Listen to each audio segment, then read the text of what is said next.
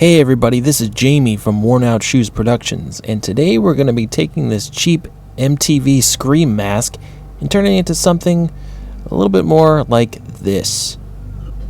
Let's get started. First off, you want to have white and black acrylic paints and mix a little bit of it together to make this light gray. This acts as your base coat, and you want to try and cover the entire mask evenly. The easiest way to do this is not glob the paint on there. You want to spread it out as evenly as possible.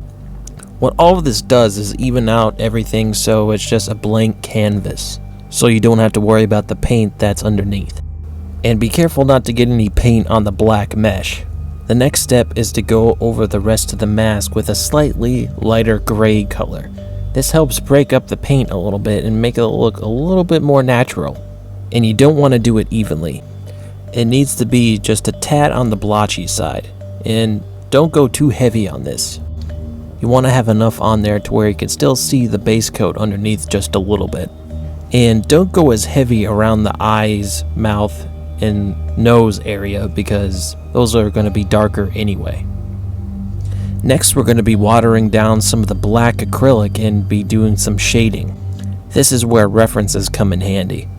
Some of the references I've seen have the mask go on a little bit of the gray side, but I decided to make it pop a little more.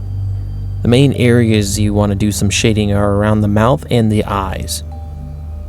The sculpt on this mask isn't 100% accurate to the one in the show, so this is where some paint trickery comes into play with a lot of the shading, more so around the eyes. As you can see, one eye is actually bigger than the other. And since we don't have an airbrush, the shading is going to be a little bit on the tricky side. So you're going to have to start around the eyelids and then work your way out. That's the easiest. And you want to water down the black the further you go out. And don't be afraid to smear the paint around a little bit.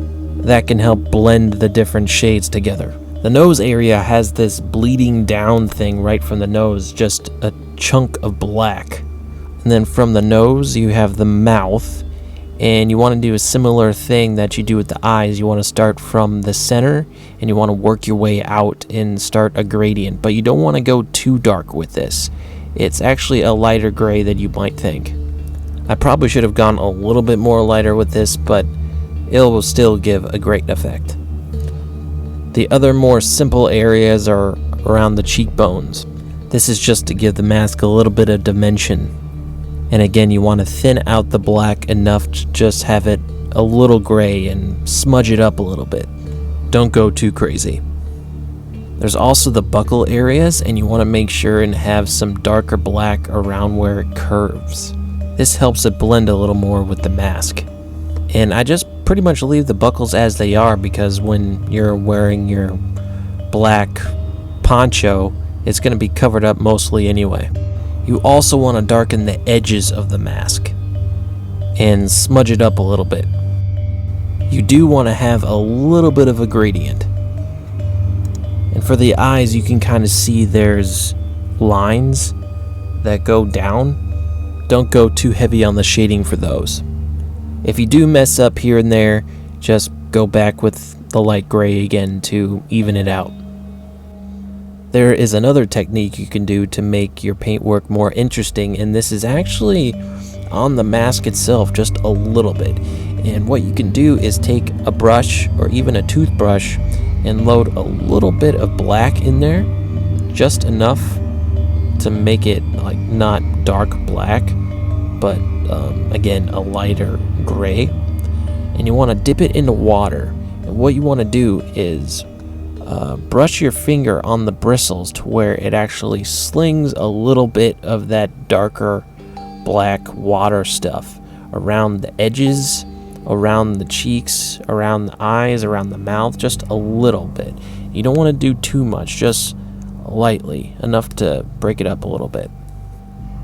Once you're satisfied with the look of the mask, we can move on to the next step: sealing the mask. Before you seal the mask, you must pull away the mesh so the glaze doesn't get on it. You don't want to pull the mesh completely off. This makes it easier when you have to glue it back on.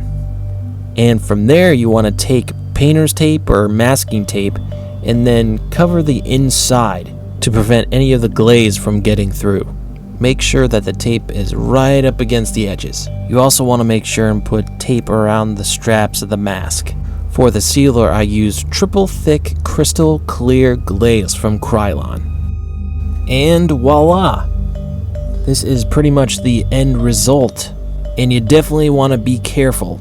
You don't want to overdo it or overspray. I suggest when spraying it, you want to have the mask laying down. This makes it easier to spray the mask evenly. And when spraying it, you want to make sure the texture is nice and smooth, that there's no rough areas. If you do see some dripping going on, act fast. You don't want to have that dry. If that does happen, you definitely want to even out the excess. You can do this by taking a piece of paper and gently brush it down. Then spray a little bit more in that area so it evens out. And before the paint dries, you want to get that painter's tape out. The easiest way I found is to just take a pen and poke out the areas. Once you take the tape out, let the mask dry for a couple minutes, and then use that pen again to even out the edges that were stuck to the tape. After about a half an hour to an hour, the paint should be dry, and a good way to test this out is to actually just touch the strap areas.